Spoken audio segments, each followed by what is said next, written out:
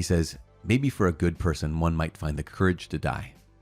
But God proves his love for us in that while we were still sinners, Christ died for us. How much more then that we've been reconciled to him? Here's this God who died for his enemies to make them his friends.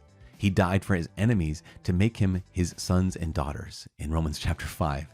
And here is the enemy of the people, Egypt and Assyria, saying, blessed be Egypt, my people, and Assyria, the work of my hands, and Israel, my heritage.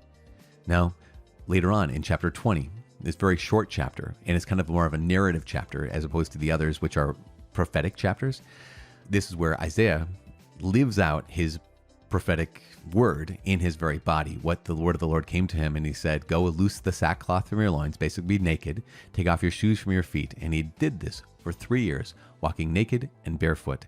And he's saying, and God says, as my servant Isaiah has walked naked and barefoot for 3 years as a sign against Egypt and Ethiopia, so the king of Assyria will lead away the Egyptian captives and the Ethiopians exiles, all of them, because what's going to happen is the king of Assyria is going to dominate. He's going to destroy Ethiopia. He's going to destroy Egypt, not from the face of the earth, obviously. I mean, they still exist, and he's going to defeat them massively. And it's just one of those times where Isaiah, just like we're going to see Jeremiah and Ezekiel, they have to, like we saw Hosea, they live out the words of prophecy. But we also see how horrible Assyria is and how violent Assyria can be. Yesterday, we talked about the prophet Joel and how spears were coming out of pruning hooks and how plowshares are made into swords, and talked about in this broken world, this reality that so many people experience of violence constantly. And I don't want to say the need for war. I'm not saying that, but the reality of war is so real. What happens in the book of the prophet Nahum, right, or Nahum, is about the overthrow of Nineveh.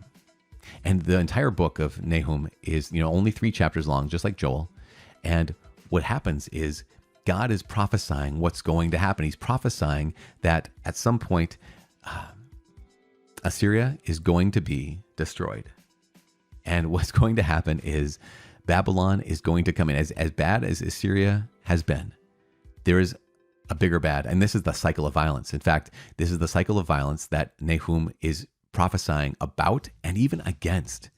Because this is it, right? We have Assyria is followed by Babylon, is followed by Persia, is followed by Greece, is followed by Rome. And just like this perpetuation of dominance, perpetuation of violence, perpetuation of one kingdom beats another kingdom, one person beats another person.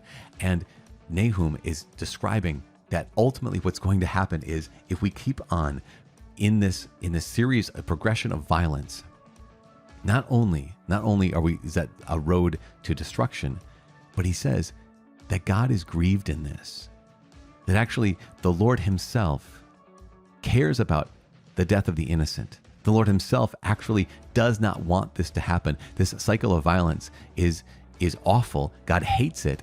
And this is incredible, there will be God's judgment on those who use violence to dominate. There will be God's judgment on those who use violence to dominate. And that is, if you want to say, if there's any message of the book of the prophet Nahum, it's that yes, there's a cycle of violence in this world, and there's the cycle of wanting to dominate and to harm the innocent. But God cares about the innocent. He cares about the lives and the sufferings and the deaths of the innocent. And God will bring about his judgment on those who use violence to dominate. And so, yeah, and he's going to restore this. And that's what we're going to hear tomorrow in chapter 3, where God is going to declare what God always declares, which is his judgment is always oriented towards justice. And so that's what we're praying for. We pray for justice in our lives, in our hearts, in our relationships with other people, as well as in our world today. You guys, Isaiah chapter 18, 19, 20, Nahum 1 and 2 on day 200. This is phenomenal. What a gift to be able to walk with you all. Man, let's keep praying for each other. I'm praying for you. Please pray for me. My name is Father Mike. I cannot wait to see you tomorrow. God bless.